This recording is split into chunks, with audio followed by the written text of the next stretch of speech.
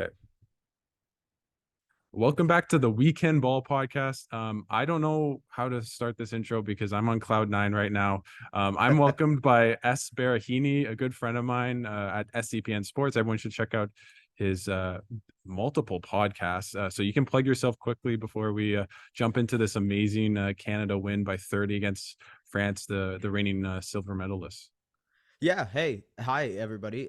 Check out the work I do on SDPN Sports. Host a podcast called the Objective Basketball Podcast, but do a lot of Twitter stuff, NBA content stuff, video stuff, writing, and things of that nature. I'm probably selling myself a little bit short, but Alex, it's because I'm also excited here to talk about Canada and the fact that they just beat the fifth best team in the entire world by 30 points. Uh, and you know what's crazy about that is and everyone's sorry about my lighting. I'm in the stadium and I swear to God everywhere around me is all light. So I don't know what else to do. But yeah, just especially after that first half where they couldn't make a shot, and I did feel really confident that hey, they're up three. How are they up three when they went? I think you said they were 3 of 13 from the 3 point line. So Yeah. wow, okay. So that's kind of okay. Law of big numbers, they're going to revert to the mean. But man, I did not expect that third quarter where SHAI just was dominant, had 15 points, 6 of 8. Yeah. I don't know how many steals or rebounds he had, but he definitely had a lot. And they just were dominant on defense, dominant on offense, just absolutely outstanding. I had been talking about how this team had had stretches where they were really good offensively. I thought in the second Germany game, they put up 113 points. They were really good, but they couldn't stop Mhm. Germany. In the Spain game, their defense grinded to the halt. They only had 85 points in 45 minutes. I said defense, I meant offense, grinded to a halt, but their defense was phenomenal. And in that third Yeah. quarter, it just felt I don't know. I think of those like great teams in the NBA where they just say like the Warriors 2017. I'm not saying it's the same, but just the idea where it's okay, we're just gonna not let you score and we're gonna Right. score at will. I don't know if it was a specific like 12-0 run or whatever. Sorry, I was too in it to just watching SHAI make acrobatic shot after acrobatic Right. shot. So just from someone that wasn't in the arena and just watching on like at home, what was it like to see just SHAI go to work? And because in the building, it was just electric. And what Yeah. was also amazing was just Dylan Brooks was getting MVP chance, which was just I did not after being I think booed. I don't really understand the Indonesian fans right now, but they definitely like Canada. That's the one thing I'm getting from it right now. That's good. That's good. No, I mean, look, you summed it up pretty well. That third quarter, they just blew the doors off of what France was trying to do, both offensively and defensively. I think the point of attack defense was the main point here throughout this entire game. You saw guys like Dylan Brooks, who like hats off to Dylan Brooks. SHAI was incredible, but I think like if you had to give the trophy to anyone for today's game, it'd be Dylan Brooks and the way he stopped Evan Fournier in that second half. Fournier went into the first half with 18 points. He ended up the game with 21. So that Yeah. shows you just how incredible, just how locked in they were on the perimeter, navigating over screens, just like helping over, rotating, making sure that even on the weak side, when Fournier was on the weak side, they kind of closed out to him Yeah. quickly and got, like they weren't trying to let him settle into easy shots. They weren't trying to give him any kind of space. And that was all a credit to Dylan Brooks, Lou Dort as well. I think those guys So really changed the complexion of the game. yeah, no, I asked Lou Dort just about that change, and unfortunately, for some reason, my recorder didn't work. So out of all my Mm-hmm. clips, the one on one, but just from what he was talking about, he just said, "Yeah, like we just stepped it up. Yep. Nothing kind of different. What was the difference in the second half?" And he just said, "Well, we just played better, right?" And Yeah. I think in a game where you blow out a team like that, especially at in the second half, everything did go right for Canada, but at the same time they made their own luck. They got wide open shots, they forced turnovers. France, I think what was interesting is France had a lot of turnovers in their friendly game against Australia. I Mm-hmm. think they had 20. I don't know how many they had, 9 at half, probably in the high teens. I'd have to double check, Yeah. but they Well, forced so many turnovers. They did, and I think that's the recipe for success for Canada. It's getting stops in defense, right in the half court. limiting points in transition, limiting points in the paint, and then off of that, forcing turnovers, getting out and running, and getting in transition. I think their transition points tonight were, let's see, 12 to Points. 2. Yeah, Yeah, yeah. Fast break. 12 to 2 for fast break points. Points off turnovers, it was 20 to 4. So it just shows you how much they rely on the fast break, how much they rely on turning defense into offense. And I think that's the way this Canada team wants to play. This was in all honestly like the perfect example of how this team is supposed to play. They played an ideal game, and even though they struggled from the field in the first half, they still found a way to win because they hung their hat on their defense. And the fact that they were able to sort of like find a game plan to stop France, even though Fournier was cooking them in the first half. Gobert, despite the foul trouble, was getting in the paint and kind of doing some things. Lesort, I believe his name was. Yeah, He was yeah. That's it. doing some things inside in the interior as well. They found ways to counteract that defensively, and I think like Jordy Fernandez at camp, right? One of the more shocking things was the fact that he said this team needs to be the best defensive team in the tournament, and Yeah. they just went out and showed it. I think they have that potential. They showed it today. No, I think with that, I think you said it perfectly because this team, Jordy Fernandez deserves a lot of credit because he had a Mm-hmm. really short time window. It's been less than a month that he's been coaching this team. Training camp was Right. August 1st. We're the 25th. And in a way, with Indonesian time, it's even less than that. But just the fact that this team came together defensively. And if you looked at the first 3 or 4 games, you were thinking, well, Kelly Olynyk's slow on the perimeter. Dwight Powell Right. maybe lost a step, isn't as big as a guy such as Rudy Gobert. And guess what? They went into, I think their defensive principles are let's put a lot of ball pressure because we have guys like Dylan Brooks, like Lou Yeah. Dort. RJ Barrett's a good defender. Shea is really good at that. The guy's dribbling by him and he just pokes it in Poke front up. of. Yeah, Yeah. exactly. Yeah. And I think he had 5 steals against New Zealand. So just I don't I'm just at a loss for words I because know it's still shocking. Yeah. I mean, look, and even the yeah, best case scenario, Alex, was like this is people thought the best case scenario would be a win, but this was an absolute and domination of one of the best teams in the world. just for people that Uh, I mean, what the first thing that came to mind after this game was, oh my God, they can win the FIBA World Cup.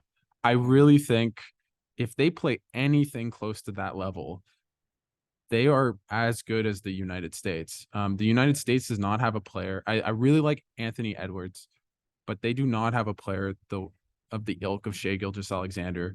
Kelly Yeah. Olynyk is a really good player, and if Canada plays its top has a rotation of 7, 8 guys, maybe Kyle Alexander as the backup big. They're all NBA players. I don't mean Mhm. all NBA. I mean they are all They're NBA all, yeah. players. Yeah. Just for clarification. But with that, the United States is the same thing. You're playing NBA players against NBA players, and you have the best player on the court. And a lot of the times, even though I obviously the US has better quality all around, they don't have a Shea Gilgeous-Alexander. And what he did in that third quarter was I don't I'm trying to think of a comparison. Maybe Steph Curry without threes. Just For Shea, phenomenal. I think Shea reminds me a lot of and this is the utmost compliment to him as a player. Shea reminds me a lot of Tony Parker. It's That's just an like interesting comparison. yeah, yeah, I know. I always catch people off guard with that. It's just because like the No, I way get it. Tony Parker was one of the best guard finishers in for his generation. Like you look it up, he is still one of the best guard finishers of all time. And I think the way he was finesse and just crafty around the basket, the way he could kind of slither his way into crevices that other players couldn't. Shea has a lot of that. Now Shea is longer. He already is sort of a better shooter than Tony Parker was, even in his prime. And I think he'll grow as a shooter as he kind of moves forward. We saw him kind of try that step back a little bit in that first game, and through these exhibition games, he's tried it a bunch too. I think he'll grow offensively. I just think like some of the offensive stuff he does in the paint to kind of like force guys off their spot to slither his way into an area that reminds me With of Tony Parker. You know? the Tony Parker comparison, that's a really apt one because they are paint finishers. They are Yeah. the guys that get their points in the paint, and that's where Shea lives. And with that, just the fact that he was able to get around a Rudy Gobert, force those pull up Yeah. um, jump shots, mid range, more closer to the rim, more 10-footers, give or take. And those were barely missing or just a bit off in the first half. And then in the second, it just was swish, Yep. swish. The one where he shot it behind the backboard, I think it made them go up 20 at the time. And I just felt, wow, they're gonna win this game easily. I didn't think it would be 30 points. Maybe I thought, oh, okay, they'll Yeah. manage it out and win by 15. But just that performance, and at the end of the day, the talent rose, right? You Absolutely. see a guy like Nikhil Alexander Walker threading the needle for great passes. He's a really good shooter. Dylan Brooks was fantastic attacking the lane. Took a couple good shots. He didn't take any dumb shots. I don't know if Yeah. this is the Houston Rockets, Dylan Brooks, man, oh man, they're getting a really good I guess high level role player, Yeah. because his defense was phenomenal. He's a decent finisher at the rim, which I didn't watch a lot of Memphis. I know you probably did, but I didn't know he had that finishing capability. Although it is against France, who Yeah. probably isn't It's a as little bit lengthy. different. And Yeah. Yeah. it's similar to the RJ Barrett thing that I asked him about a couple of days ago about what's the biggest difference between the NBA and FIBA, and he said the paint's wide open, which doesn't really make sense. But for RJ, the theory that I've thought about and other people have talked about is that just there's not the same athletes, and so Mm-hmm. it's easier to get by guys, even though there's defensive 3 seconds. Yep. They have that ability to get to the rim easily, and then once you're at the rim, even against a guy such as the caliber of Rudy Gobert, they're still NBA players. They're that close to the rim. They can finish those buckets. I did think RJ was a bit quiet. He made a couple open shots, but they Yeah. didn't need him, and he still wasn't bad. And he got to the free throw line. Kelly Olynyk was phenomenal. He had amazing back cuts, passes for back cuts. Made a couple big shots. Really, in the Yeah. first half, I thought he really stepped up his game. He kept the team afloat offensively. Yeah, I want to say something about Kelly O. He is definitely the calming presence of this team. When things weren't going their way offensively in that first half, when the shots weren't falling for Shea and Dort and RJ, they just weren't hitting any of their shots. It was really Kelly Olynyk that was just keeping them afloat. Both from a half court perspective as a playmaking hub, they were running a lot of these delay actions so that Kelly can kind of be that guy above the break making plays to cutters. And then on top of that, I just think his defensive consistency, he got into foul trouble, but that didn't stop him from being aggressive on Rudy Gobert and then switching out onto these faster guards on France and Nando DeColo and guys like that. I think he was incredible. And the calming presence aspect, because he's been in so many FIBA games, he Mm-hmm. knows it's like, And yeah, I wonder we with we're gonna be in situations like this, but we have to find ways to be successful. I And felt he was huge in that. I Yeah. felt the turning point might be, and it's weird to think about it this way, but the Rudy Gobert on sportsmanlike foul, I think they were down about give or take 7 points, Mm-hmm. and they get, I mean, it might have been five, but they got free throws. They scored on the next possession, I believe, and it felt as though France was pushing, just getting to closer to 10 points. And then once you get to 15, and it felt it was maybe going in that direction after the first quarter. And he really settled those runs for France. And the defense Yeah. just was really good all night. There was a couple of breakdowns as there is, but I mean, sure, they played better defense in the second half than the first half, but I wouldn't have said that they played terrible defense in the first half. Yeah. Nando DeColo made just phenomenal shots. Evan Fournier, as you said, 18 points in the first half. He was making really, really tough shots. So I don't know. I just feel this team has just changed the whole narrative in one game. And that's something you have to be mindful of because it's one game. I will say this maybe I'm going to get aggregated for this, but I find it really hard to believe they don't make the quarterfinals after this win. They just beat the team Yeah. Yeah. that is probably going to come second in their group. They have 30-point differential. They're not losing to Latvia by 30 points. So they're making it out of the group. And Lebanon, no offense to Lebanon. And then in the Yeah. second round, if they beat Brazil, I just don't see them losing a game by that amount of margin. And I think they'll take care of Brazil and probably Spain. I mean, I think they're going to win out at this point, the way they played. If they play that level, Spain will not be able to catch them. And then they're in the quarterfinals, have a tough draw. I really like Germany. And they might play them. They might not. I'm not sure how it works with the seeding, but it is just really cool to just see. It's been so long. It's been so long. I remember It 2015. has. I remember 2021. I think I almost cried in when Yeah. Satoransky When made that shot Satoransky, no, after that yeah. amazing run by Andrew Wiggins with a crazy shot, and they came back Yeah. by maybe 8 or 9 points in the last minute and a half. And Mhm. finally, it's that golden age. And we have to give so much credit to SHAI, because if he doesn't buy into this program in 2022 and say, hey, I'm here for the 3 years, I don't know if Brooks is there. I don't know if maybe Lou Dort's there, but just the other guys might not commit. Yeah. And that And I'll say this, like I think, even outside of this tournament, I think the idea is, look, they will after this game, you're right. The expectations sort of change because it goes from, oh, maybe we can qualify for the Olympics to, oh, maybe we can win this entire tournament. And we'll see. Like Jordy Fernandez said, and it's one game, they do have right? the really hard draw. And I've talked about it on the Exactly. show before, but Dominican barely squeaked by the Philippines, which, man, if Yeah. Philippines would have won that with this result, Would have changed a Canada, lot. I Yeah. Canada's going to the Olympics. At this point, I still feel as though Dominican's going to make the quarterfinals and have an easier opponent, and it just We'll sucks see. We'll because see. we'll We'll see. see. We'll see. They Yeah. play Look, I, Italy. I think I think at this point, like, we don't know what to expect from this team, this Canadian team now. I mean, I think the expectations have risen after this game, and they'll have to match those expectations. But to your point about commitment, and what to look forward to, I think the fact that there isn't a Jamal Murray on this team, the fact that there isn't an Andrew Wiggins, a Ben Matherin, an Andrew Nembhard, a Chris Boucher, Trey Lyles, I can go on and on. The fact that some of these guys might end up on that 2024 Olympic team, it gives you hope that not only is this the start of a golden age in Canadian basketball on the men's side, but also the start of a dominant run for this team potentially.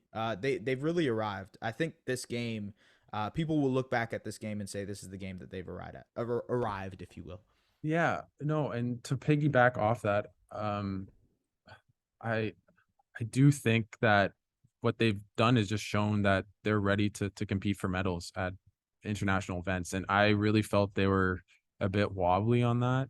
And what I also really like about this team is Nikhil. I was asking him, I think it was today. I forget if it was today or yesterday. It all blurs um, out, but that the players are really they have really defined roles, right? And he said that we've a lot of guys had to dumb down their roles just in terms of making it simpler. So yeah, I just think it's awesome, and this team is built to go really deep, and just to see it finally on the court.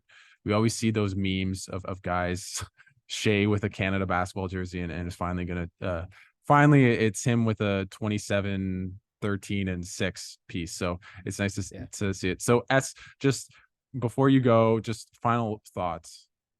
Look, my final thought is that SGA is a superstar. He is arguably the best player in this entire tournament. Luka Doncic might have words to say about that, but Maybe not otherwise, the after fact, today. yeah, maybe not have today, but otherwise, I mean, having a player like that will always be your trump card in these types of situations. And I think moving forward in the tournament, when they're facing tougher competition, when they maybe potentially end up in the quarterfinals, I think you are going to have a guy like SHAI that you can rest your hat on and be able to depend on a guy like that to really be able to do things like he did today. And despite a ugly first half for Canada, showing how resilient they were in the second half to be able to battle defensively, to be able to find a game plan mid game, it's a credit to Jordy Fernandez. It's a credit to essentially this entire roster and how they've really come together over these last 3 or 4 weeks. And yeah, special things coming for this Canadian team. Yeah, and the biggest game of the Canadian program's history is now Lebanon. No, I'm kidding. No, it's gonna be really fun. They're gonna make it out of this group now. Yeah. I just can't imagine them losing to Latvia, and even then with the point differential. So they're gonna be in the second round. They're almost. I don't know. I'm trying to really not go. This is the next dream team because obviously that's not the case. Yeah, we'll see. But We'll see. we'll see. But thanks so much, S, for doing this. And guys, I will definitely have a big kind of a longer pod, but tomorrow with Scott Witter, the Canadian basketball guru, who is all around me today, taking videos for me. He was great. He actually showed Dylan Brooks. I don't know if people saw this on Twitter, but he had a Dylan Brooks T-shirt. I He forget did. how He did. I saw it. and Yeah. Dylan Brooks saw it and was like, "Hey!" And Dwight Powell noticed it and showed it to Lou Dort. So I'm gonna be trying to bring those types of stories to with Scott tomorrow on the pod. We'll definitely go into it. And S, thanks so much for taking the time and doing this and being mindful that I had to rush up here and No worries, waiting man. for me. No So, worries. anyways, thanks so much, S, and guys, stay tuned for tomorrow. We'll have a really fun podcast with Scott Witter and dissect this huge win for Canada basketball, and really feels like a momentum shift in the whole program and the direction of the men's national team.